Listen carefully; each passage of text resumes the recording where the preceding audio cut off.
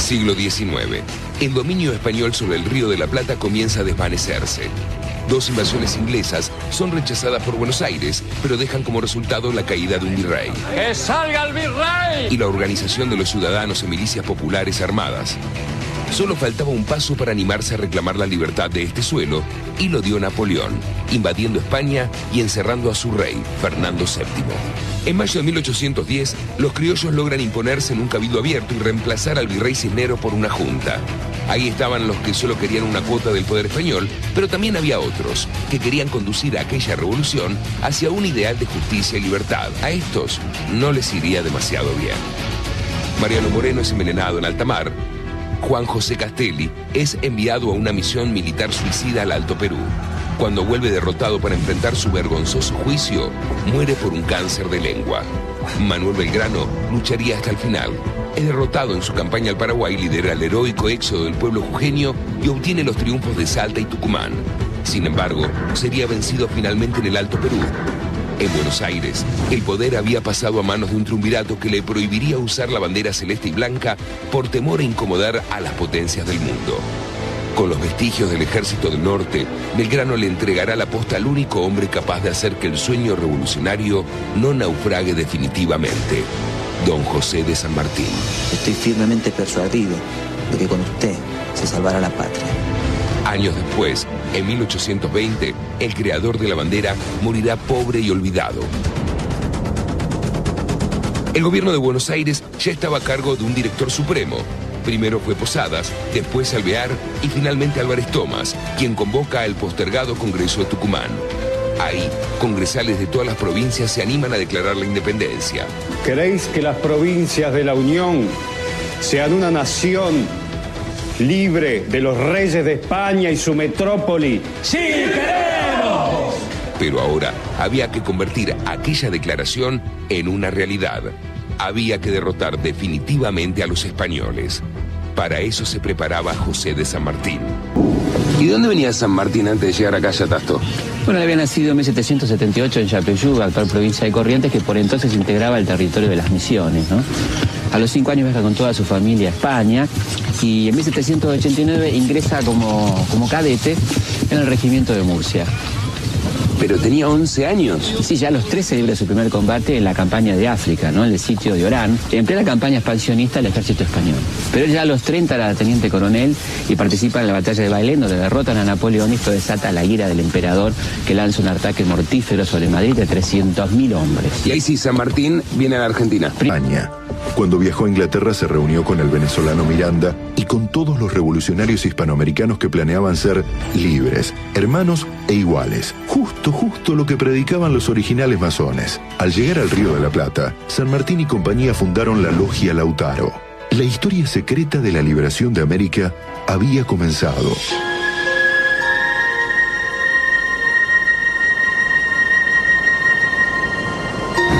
Y finalmente San Martín se embarca para Buenos Aires. En enero de 1812 en la fragata inglesa George Canning. Unos 50 días, así que la fragata llega el 9 de marzo de 1812. Entonces San Martín tenía unos 34 años. 34 años. Y lo mejor estaba por empezar. El 9 del Corriente ha llegado a este puerto la fragata inglesa George Canning, procedente de Londres. A este puerto ha llegado, entre otros particulares, el teniente coronel de caballería Don José de San Martín. El oficialismo entonces estaba complacido con la llegada del futuro libertador. No se imaginaban que se les venía la noche. Claro, pero, a ver, contame, ¿cómo era la situación política en 1812? Bueno, gobernaba el primer triunvirato, pero el hombre fuerte, el digamos, mandamás, era el secretario de gobierno, Bernardino Rivadavia, que estaba aplicando una política muy centralista, manejaba las rentas de la aduana, el puerto, y esto estaba arruinando las economías del interior. ¿Un amigo? Un amigo, y encima, enfrente estaban en Montevideo los realistas que se habían hecho fuertes y estaban amenazando seriamente la revolución. Entonces Rivadavia se apoya en la llegada de este teniente coronel tan victorioso y le entrega un problemita. Claro, la reconoce el grado de teniente coronel, claro, y le encarga la creación de un regimiento. El regimiento de granaderos a caballo. Casi nada, ¿no? Casi nada. ¿Supieron cómo? Opa. ¿Qué está pasando, Felipe? Y lo que pasa es que a Rivadavia no le cae muy simpática la sociedad secreta que después se va a conocer como Logia Lautaro. ¿Y qué hace Rivadavia? Me parece que esto va a contestar tu pregunta, mira. ¡Soldado, alistarse! Pero acá hay goma. Clima electoral, Mario. El primer triunvirato convoca elecciones y adivina quién presenta candidatos. La logia Lautaro. Exactamente. Presenta un candidato que no le va a caer para nada simpático de Rivadavia, un tal Bernardo de Monteagudo. Qué lindo. Te toca. Perdón. Che, Felipe, pero eso no es para quilombo que Y sí, estemos de hecho, el primer triunvirato anula las elecciones. Ah, entonces San Martín, ahí se viene con sus muchachos. Proclama de San Martín. Proclama. Vamos una piba, a ver. Proclama de San Martín. Proclama. Que no siempre están las tropas como regularmente se piensa para sostener los gobiernos y autorizar la tiranía. San Martín. Estamos delante del convento de San Carlos y detrás está el pino histórico donde San Martín escribió el parte del primer combate de su campaña libertadora. La batalla de San Lorenzo. Claro, el 3 de febrero de 1813. Claro, el 3 de febrero de 1813. Los realistas estaban en Montevideo. Estaban bloqueados, pero intentaban agredir a Buenos Aires remontando el Paraná. La estrategia española era arrasar con todo asentamiento que encontraran cerca de las costas del río. Saqueaban, violaban, asesinaban, no dejaban nada.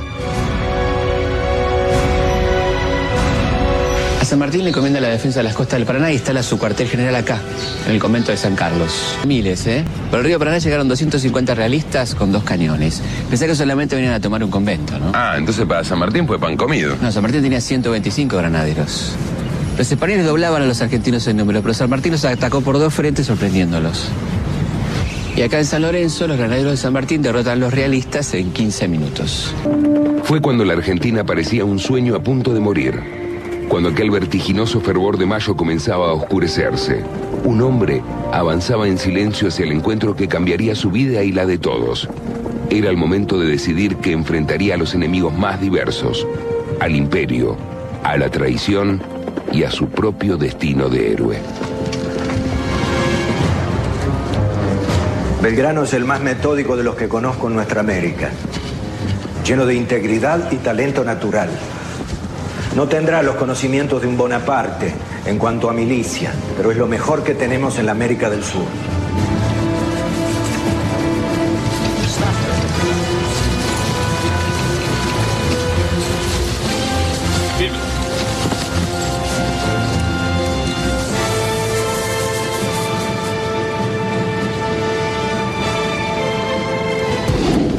Por aquel entonces el plan de San Martín parecía una utopía.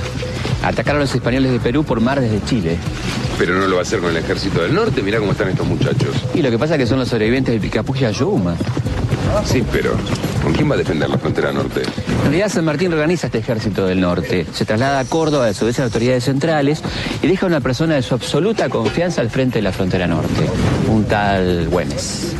Entonces San Martín lo deja a Güemes y se va a... Primero a Córdoba, donde termina su plan. Y de ahí a Mendoza para asumir como gobernador de Cuyo.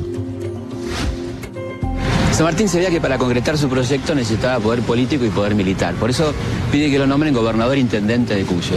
Como gobernador fomentaba la agricultura, la metalurgia, fundamental para hacer cañones y fusiles, fomentaba la educación popular, la cultura popular, fundó bibliotecas, fundó escuelas, hizo un sistema impositivo muy justo donde pagaban más los más ricos. El cruce de los Andes no hubiera sido posible sin el apoyo del pueblo cuyano. Buenos Aires ni hablar, nada. Bueno, había asumido Purredón como director supremo, que era amigo de San Martín, y algo de apoyo le da, pero de todas maneras, con eso evidentemente no alcanzaba, ¿no? Que ahí sí aparece la gente, ¿verdad? Aparece la gente, sí. San Martín decretó que la mitad de los sueldos de los cargos públicos fueran donados. Creó impuestos al vino y al aguardiente. Declaró públicas las tierras de los españoles fallecidos. Y las joyas de la dama de la alta sociedad. Esa parte siempre me gustó. Lamento desilusionarte, pero el total de lo obtenido por las joyas que ya no usaban las damas ricas de Mendoza fueron 216 pesos. Eso apenas alcanzaba para comprar unas 50 mulas. ¿Sabés cuántas mulas usó el ejército de los Andes? 10.000. Si esta gente entregó sus joyas, era toda billutería barata. Probátelo, mijito. ¿Te queda bien? Me parece que ahí está. Buen día. Este pueblo aportó todo lo que tenía. Desde hombres hasta mantas, mulas y comidas para terminar con 3 siglos de barbarie. Por acá nomás. El cruce de los Andes tuvo varios frentes. La intención de San Martín era que el enemigo no supiera por dónde llegaría el ataque.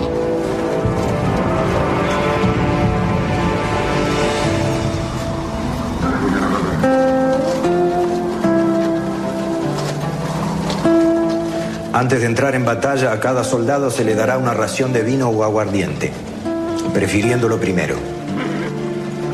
Los heridos que no puedan andar con sus pies no serán salvados mientras dure la batalla, porque necesitando 4 para cada uno se debilitará la línea en un momento.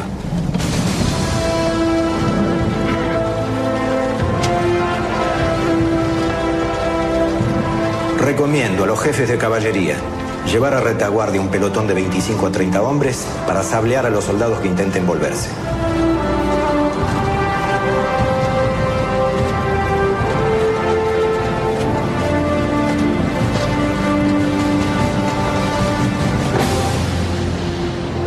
Eso fue el 12 de febrero de 1817. Sí, una de las batallas más espectaculares de la historia universal. El 12 de febrero de 1817, las tropas realistas se encontraban apostadas junto al cerro de Chacabuco. San Martín desplegó 2 flancos, un ala izquierda a cargo del chileno O'Higgins y una columna derecha al mando de Soler. A la madrugada del día 12, el ala izquierda se puso en contacto con los realistas. La resistencia era sostenida y el combate resultaba indefinido, hasta que cerca del mediodía llegó el ala de Soler, lo que definió la batalla.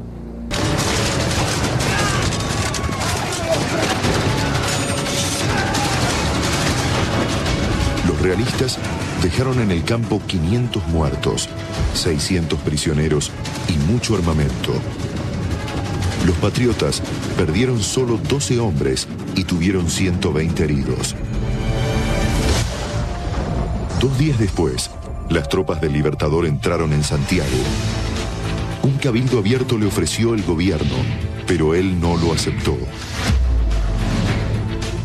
Los realistas evacuaron sus fuerzas hacia el sur de Chile y la noche del 19 de marzo de 1817 sorprendieron al ejército de los Andes en la planicie de Cancha Rayada, destruyendo gran parte de la organización militar patriota. Las fuerzas libertadoras, una vez reorganizadas, derrotaron al ejército realista cerca del río Maipú el 5 de abril de 1818. Con la victoria de Maipú, empezaba el fin del dominio español en Sudamérica. Rondó quería que San Martín bajara al litoral para reprimir a los federales y un personaje que se estaba tornando muy molesto para los intereses porteños. ¿Quién? Un tal Artigas. El caudillo José Gervasio Artigas defendió la revolución de los embates españoles y portugueses que asolaban la banda oriental. Fue el primero en plantear en estas tierras las ideas republicanas y federales. Buenos Aires siempre lo enfrentó. El directorio rechazó sus diputados para la asamblea del 13 y llegó a ponerle precio a su cabeza. Entonces San Martín nunca fue a reprimir a Artigas. No es más, le tenía un profundo respeto, lo llamaba paisano querido en sus cartas. Y esta negativa a reprimir a Artigas permitió la caída de un gobierno tan impopular como el directorio, que había facilitado la invasión a la banda oriental. El gobierno de Buenos Aires le promete a San Martín 500.000 pesos para su campaña libertadora, pero solo le van a llegar 300.000. Los gallegos creen que estamos cansados de pelear y que nuestros sables y bayonetas ya no cortan ni ensartan. Vamos a desengañarlos. La guerra se la tenemos que hacer del modo que podamos. Si no tenemos dinero, carne y un pedazo de tabaco no nos ha de faltar. Cuando se nos acaben los vestuarios andaremos en pelotas, como nuestros paisanos los indios. Seamos libres y lo demás no importa nada. La liberación de Chile alentó otro libertador americano. Bolívar. Claro, que había recuperado Bogotá y había formado la Gran Colombia. Entonces a los realistas se le venía anoche porque estaba Bolívar por el norte y San Martín por el sur. Por eso enviaron desde Lima un refuerzo de 3.000 hombres al puerto de Talcahuano. El gobierno chileno le da a San Martín el apoyo que el gobierno argentino le había negado. Armó una escuadra al mando de Tomás Cochrane y así San Martín pudo enfilar hacia Pisco. El 12 de septiembre la flota libertadora fondea en el puerto de Pisco, se aprovisiona de víveres, se suman efectivos y marchan hacia Lima.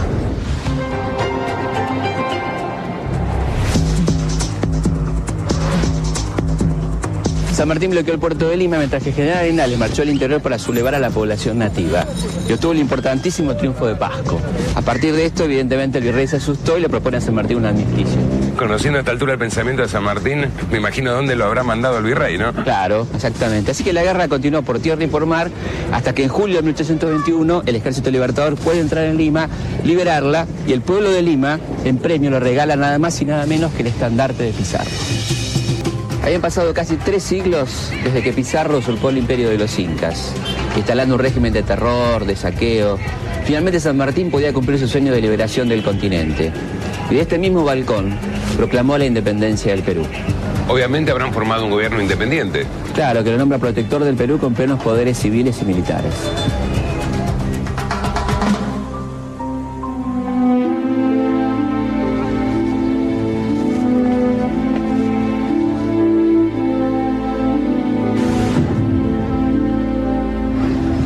El gobierno de San Martín en Perú fue brillante. Organizó el Estado, fundó bibliotecas, abrió la esclavitud y terminó con el tributo indígena impuesto por los españoles hacía siglos. En mayo de 1822, San Martín decide mandar una misión a Buenos Aires para pedir ayuda para terminar de una vez por todas con la guerra con los españoles. ¿Le pide plata a Rivadavia? Déjame adivinar, no le mandó ni un mango. Claro. Y cuando San Martín se convence de que Buenos Aires no lo va a ayudar, decide que evidentemente llegó el momento de pasarle la posta a otro, ¿no? Para decirlo de forma histórica, Felipe, San Martín tenía las pelotas por el suelo. Además, esto termina un poco con el misterio de Guayaquil, ¿no? Esa famosa reunión. Claro, cuando efectivamente San Martín se da cuenta que ya Buenos Aires no va a colaborar y piensa claramente que se tiene que retirar, ¿no? Por eso decide dejar la comandancia a Bolívar, renuncia a su cargo en Perú y de ahí marcha hacia Mendoza en 1823. Enterado de la grave enfermedad de su mujer, San Martín pide permiso para viajar a Buenos Aires, pero Rivadavia se lo niega aduciendo que no podía garantizar su seguridad. Difamado y amenazado por el gobierno unitario, San Martín decidió abandonar el país en compañía de su pequeña hija Mercedes rumbo a Europa. El temperamento de este país me lleva a la tumba. En fin, mi juventud fue sacrificada al servicio de los españoles y mi edad media al de mi patria. Creo que tengo el derecho de disponer de mi vejez. Como Moreno y Castelli, como el mismo Belgrano, San Martín vivió enfrentamientos permanentes con el poder central porteño. El triunvirato, los directores de Posadas y Alvear y la omnipresente figura de Rivadavia fueron sus enemigos declarados. Le negaron siempre apoyo económico y político y le ordenaban abandonar la campaña libertadora para venir a reprimir con su ejército a los opositores. Es que el gobierno de Buenos Aires siempre estuvo más interesado en defender las rentas aduaneras que la independencia.